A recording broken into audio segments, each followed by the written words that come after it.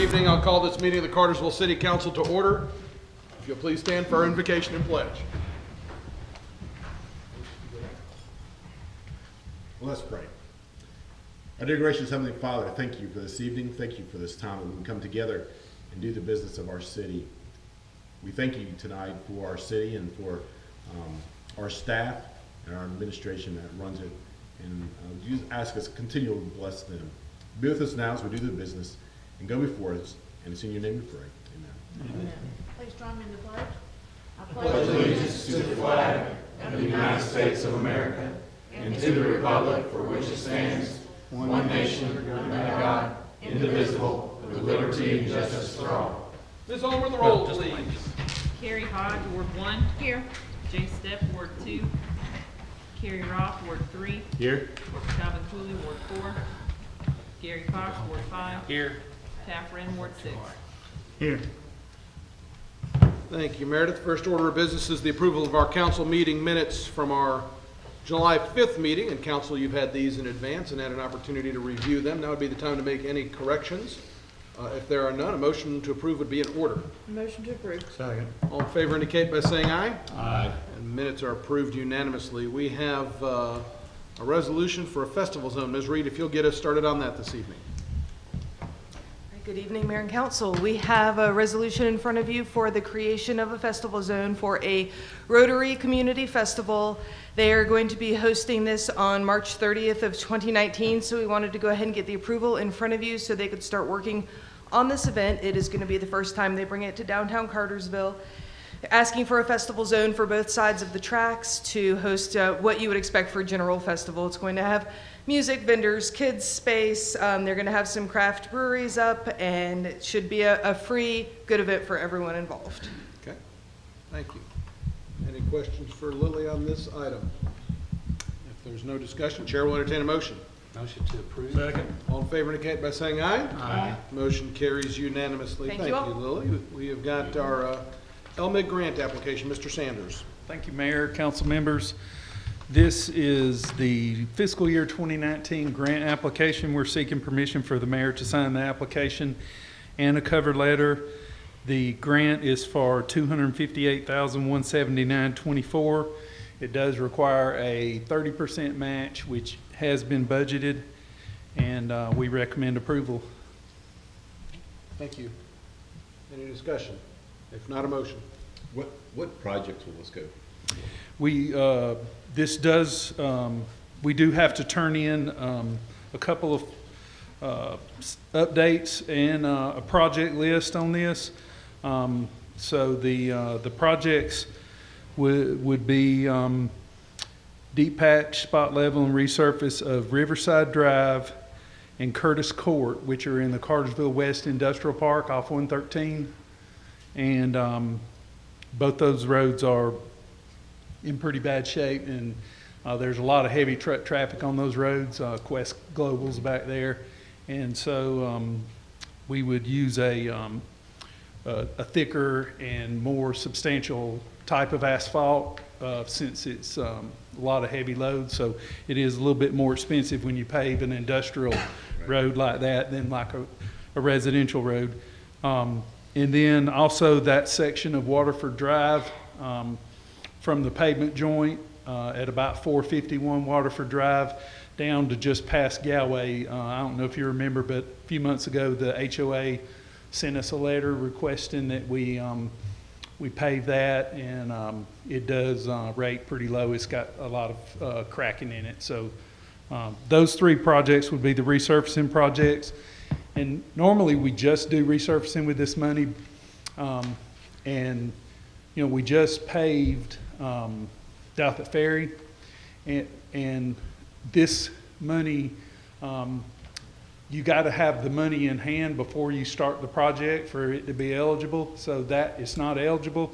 So for the match, we put in the Cook Street Culvert project, which we had planned anyway, and it's going to be paid for with combination of 2014 SPLOST and stormwater funds. So it's the reason it's on there is just to cover the match, just because Douthit Ferry couldn't be listed on here. But that's the project list. Thank you. Sure. Thank you. Any other questions for Tommy on this? If not, a motion's in order. I'll make a motion to approve. Second. All in favor indicate by saying aye. Aye. Motion carries unanimously. Thank you. Tommy. We have a case file AZ 18-01, an annexation and zoning. Mr. Mino, if you'll get us started with that, please. Thank you, Mayor and Council. This property has been properly posted and advertised. We did inadvertently forget to distribute the conflict forms, and we will have them for you at the next meeting. So if you do have a conflict, I'm sure the city attorney would advise that you not participate in the public hearing on this. And with that, it was reviewed for the standards for exercise of zoning powers that are in our zoning ordinance. The property we're speaking of is 228 East Felton Road. The annexation and zoning of this property, the applicant is currently redoing the house on Lot 14. It was permitted in Bartow County because it's currently in their jurisdiction. Lot 21, as shown on the display, is a vacant lot. The area has scattered properties in the city, and with that, Planning Commission did recommend approval of this annexation and zoning of this property to R20 single-family residential. Okay. Any questions at this point for Randy?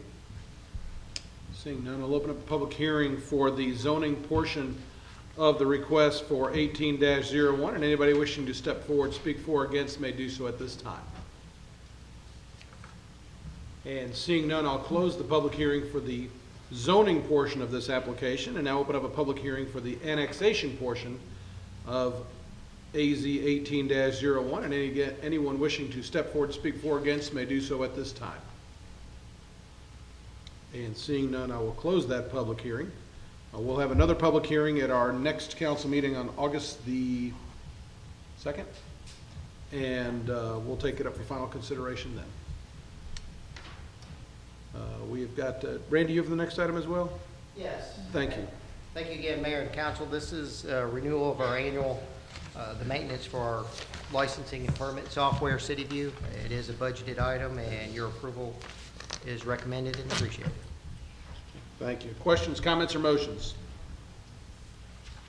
Motion to approve. I'll second that motion. All in favor indicate by saying aye. Aye. Motion carries unanimously. Thank you, Randy. Mr. Molinax, you have the next three for us, please, sir. We're going to start with the Center Road Replacement Inspection. Yes, Mayor, Council, the City of Cartersville Water Department currently has the Center Road Sewer Replacement Project underway. It's a $849,000 construction project with Wade Coots Construction, was approved by Council back in February of 2018. Work started in May, and we have now reached a difficult construction stage of the project. It's requiring bypass pumping on a daily basis, tight construction conditions, and so we're finding that it's necessary to have daily inspection of the project. We had Schweitzer Engineering, the design construction engineer on the project, give us a proposal for providing on-site daily inspection and additional construction administration services. They gave us a price of $58,000. We feel that's reasonable and recommend approval. Thank you. Any questions for Ed on this? What is the, I don't want to be unfair and start firing questions I didn't ask in work session, but how about how much, I went down Center Road the other day. It is a really, like you said, a really challenging construction project, given the amount of room you got to work with, the amount of travel that's on Center Road. What is the time frame? Do you know a time frame on that? I know it's a pretty involved project. I believe they have another 90 days Yeah, in but contract. the time frame on that project may be adjusting. They may be coming up to a point that we want them to pause before they continue on with the next phase. So the time frame could be considerably longer for that. But they're getting in the next few weeks to that stopping point where we'll make a decision whether they continue forward or if they wait a couple of months to start on the rest of the Like I said, you'd mentioned a couple times, it just looks like it's a really challenging, involved project, so. Anyway, any other questions? If not, Chair will entertain a motion. A motion to approve. Second. All in favor indicate by saying aye. Aye. Motion carries unanimously. Next item, please, Ed. At the water treatment plant, which was the original plant was constructed in 1971, and part of that plant, there is a service elevator that's been in use since 1971. Back in 2011, we had a major overhaul of the system where we basically replaced the control systems, hydraulics, but we really didn't do anything with the actual physical elevator car. And what we're experiencing now are just some mechanical problems with the doors and so forth. So we got with the elevator manufacturer, ThyssenKrupp, and they have given us a price of $20,662 to do a rebuild of the mechanical parts of the elevator car. And we recommend approval. Okay. Thank you. Questions, comments, or motions? Make a motion to approve. Second. All in favor indicate by saying aye. Aye. Motion carries unanimously. Final item for you, Ed. The high school currently has a project for rebuilding or building a new field house structure. During review of the plans, we reviewed the plans and saw that in the old McKeever Street corridor, we have a 10-inch water line that probably dates back to the 50s. It originally was part of conveyed water in the east-west direction between Dixie Avenue and Tennessee Street, and now this line has become a liability. It's tight work areas in there. They've built around it, and in fact it's inhibiting them from developing parts of their campus, and it's a line that we would have a difficult time maintaining now, so we would like to abandon that section of line through there. We approached the high school and came to an agreement that we would provide a 6-inch water meter vault with a tap on Nelson Street and lay up to 400 feet of line. In return, their contractor will kill and abandon the sections of 10-inch line on either side and lay whatever other lines are necessary to connect everything. We received prices from 3 different vendors for the vault. For the line submitted a price of $20,817.95. Kendall Municipal submitted a price of $20,959, and Core and Main submitted a price of $21,450. We recommend award to Forder Line with the low bid of $20,817.95.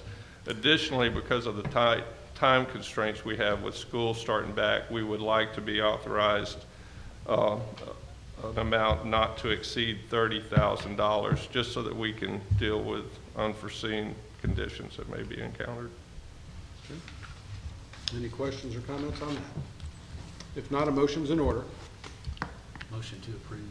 Second the motion. All in favor indicate by saying aye. Aye. Motion carries unanimously. Thank you, Ed. Mr. Porter, you have the next 3, please, sir. Yes, Mayor and Council. The first item is the Barracuda software renewal. It's the annual renewal for our software web filter and SSL at a cost of $8,292. I recommend this for your approval. Questions, comments, or motions? Motion to approve.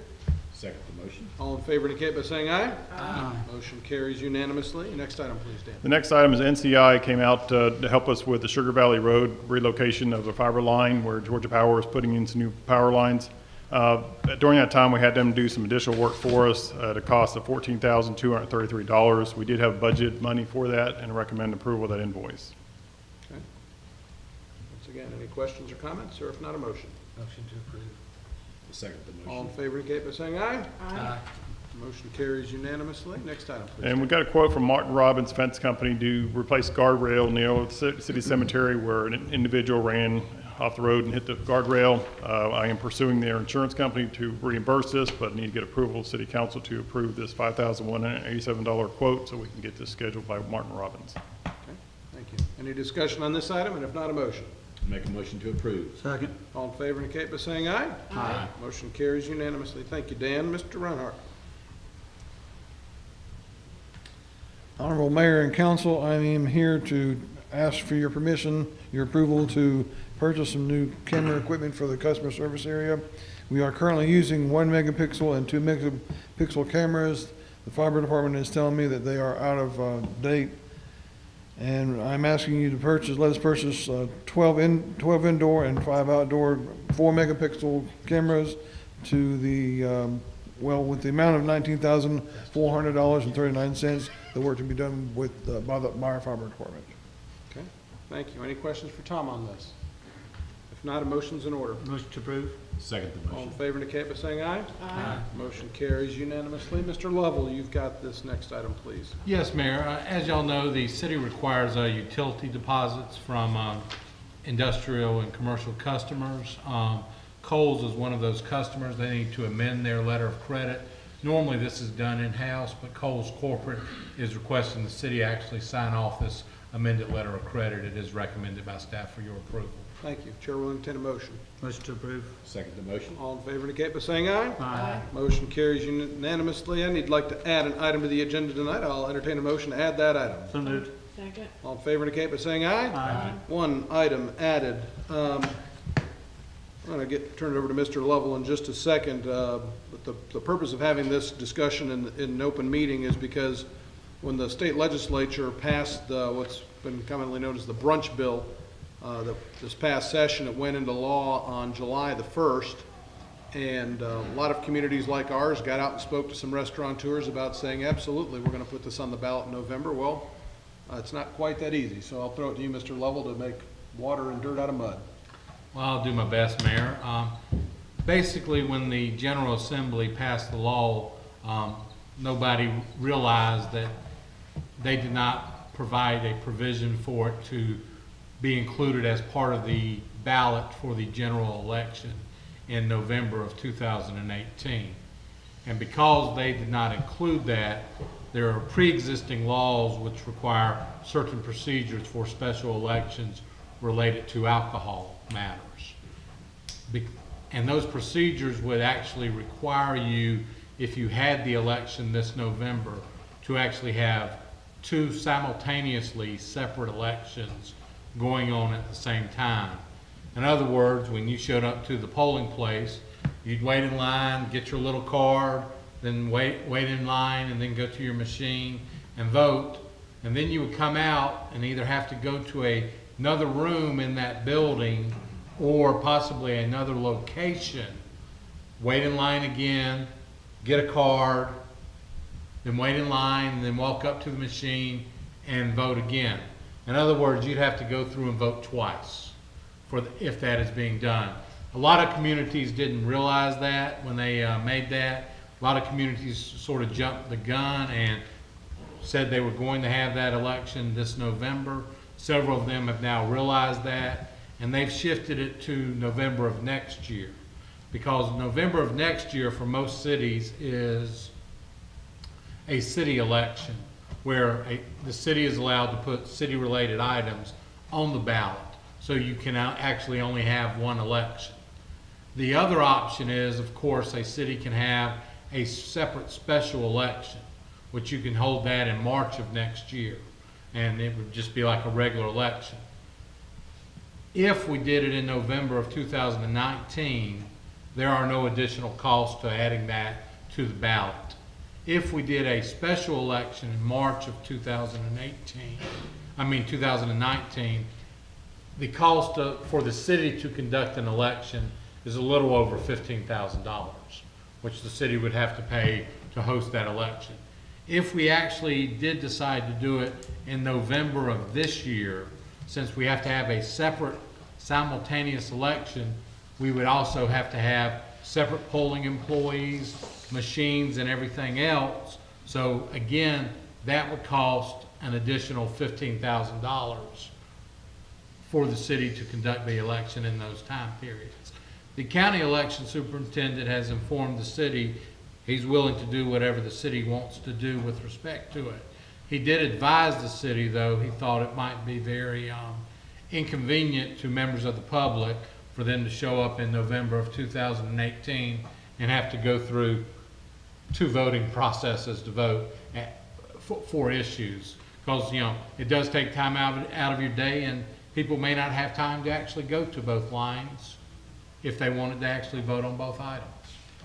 That's in a nutshell what it is. Council has to make a decision in August or September if they want to actually put that on the ballot for this November. It's a 30 to 90-day period, depending what time of year y'all do it.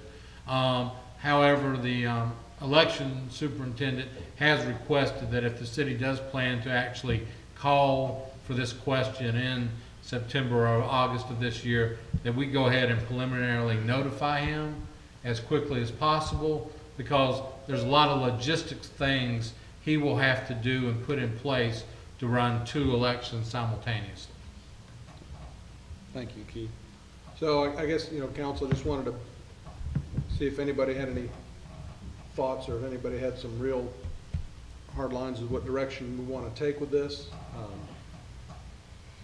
Keith laid it out pretty plain and clear, so. Obviously, the most prudent thing to do would be to wait till November 2019. So, And as has been mentioned before, it is 52, 1.5 hours. That's right. Yes. Okay. So everybody's fine with that? Well, I think that's fine and sound, and so it's a short discussion item, but I wanted to make sure that, again, we let people know, because again, what will happen, even though we've had this discussion, that in November, people will ask, and then in January, people will ask, and then in March, people will ask, and then, well, they'll ask until we get it on the ballot, so. Yes. All right, is there any other business? Mayor, Actually, we got I did have one other item you needed to add to the agenda. I did, so I need to add one other item, I apologize. I'll make a motion. Thank you. Second. All in favor indicate by saying aye. Aye. Aye, thank you. Mr. Lovell, go ahead. Mayor, the city received an anti-litem notice from the attorneys representing a Gina Brown, who was a bus monitor on a city of Cartersville school bus that was involved in an accident and had some injuries. We've reviewed the matter, do not feel at this time there's any liability for the city, so are asking you to, by resolution, deny this claim. They've also put the school board on notice, so I assume the school board and their insurance company will also be reviewing the matter. Thank you. Questions, comments, or motions? Make a motion to approve Mr. Lovell's. What is it, To deny the anti-litem request or approve the resolution. Approve the resolution. got a motion and a second. All in favor indicate by saying aye. Aye. Motion carries unanimously. Thank you. Sorry, I got a sidetrack. Mr. Reinhardt, you've got the finance report, please. You thought I forgot about you. No. I did, just for a second, though. Honorable Mayor and Council, I will be presenting the financial report for May 2018, which compares to May 2017. In the general fund, the revenues increased over last May by $296,000. Expenses increased by $1.1 million. This is due to the early payment of a fire truck. We have received the fire truck and will be applying for our reimbursement from the lease pool, and hopefully that will be, well, we will not actually accept, we will not actually receive it in the month of June, but we will, through book work, we will be able to make some of that revenue go, or increase the revenue. Two areas of revenues I look at on a monthly basis: local option sales tax. We have an increase there of about $250,000, and building permits and inspection fees have an increase there of about $18,000. In the water and sewer fund, revenues increased over last May by $817,000. Expenses increased by $1.3 million. This is due to increased personnel and increased capital expenses. In the gas fund, revenues increased over last May by $2 million. Expenses increased by $2.1 million. This is due to increased personnel expenses, increased operating expenses, increased cost of purchased gas, increased debt service expenses, and increased capital expenses. In the electric fund, revenues decreased over last year by $2 million. Expenses increased by $385,000. This is due to mainly increased of personal expenses, increased operating expenses, and increased increased cost of purchased electricity. In the stormwater fund, revenues increased over last May by $66,000. Expenses decreased by $42,000, due mainly to decreased capital expenses. In the solid waste fund, revenues increased over last May by $201,000. Expenses increased by $295,000 due to increased personnel expenses, increased operating expenses, and increased capital expenses. And finally, in the fiber optics fund, revenues increased over last May by $180,000, and the expenses increased by $471,000 due to increased operating expenses and increased capital expenses. Thank you very much. Any questions for Tom on the finance report? Would it be possible in the future on this synopsis page, if you broke down the expenses, but just the numbers showing what's capital and what's operating versus showing it as a total? Yes, Thank you. Okay. I'll make a note, make that change. Anyone else? Thank you, Tom. Thank you. All right. Randy, we've got a new face in the room. Would you like to do some introductions? Sure, we'll put them on the spot. Our city Into the planner, microphone, please. Has a new assistant, city planner, Tyler Hooper, who came to us from the University of West Georgia and actually is working for the State Tourism Department. Yeah, before that, close enough. Close enough. It's economic development, but that's But okay. he's our new assistant. You'll probably be seeing his face in a lot of the public meetings now, and we look forward to keeping him. I won't introduce him to the next meeting, so I knew he was gonna stay, because he's already been through public hearings, less than We're good. Welcome aboard, Connor. Any other business that needs to come before council this evening? There's none. Chair will entertain a motion to adjourn. So moved. Yay! Not get a harumph out of that guy. Steve Golden.